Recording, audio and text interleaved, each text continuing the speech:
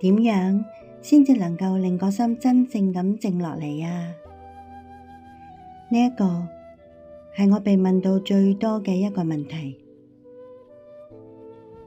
你可能試過好多方法，比如刻意放鬆啦、專注呼吸啦，又甚至試圖壓抑念頭，但係往往發現思緒最後反而會更亂。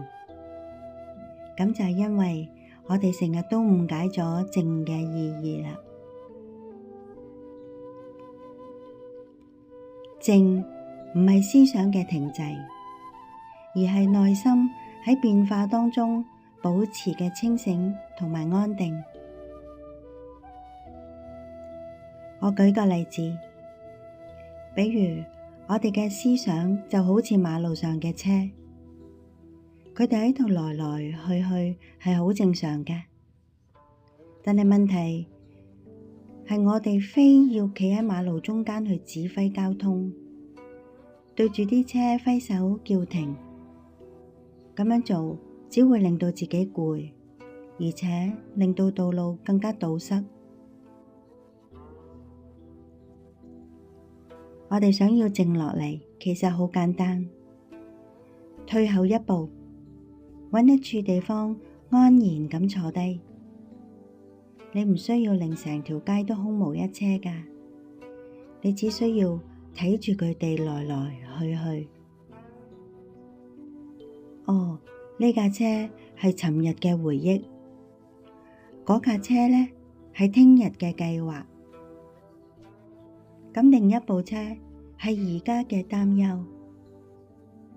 你睇到佢哋，但係你唔追上去，亦都唔伸手去攔截。你只係清醒咁知道車喺度跑，而你喺度睇，就係呢一份清醒嘅覺察啦。一種好深刻嘅平靜就會自然湧現。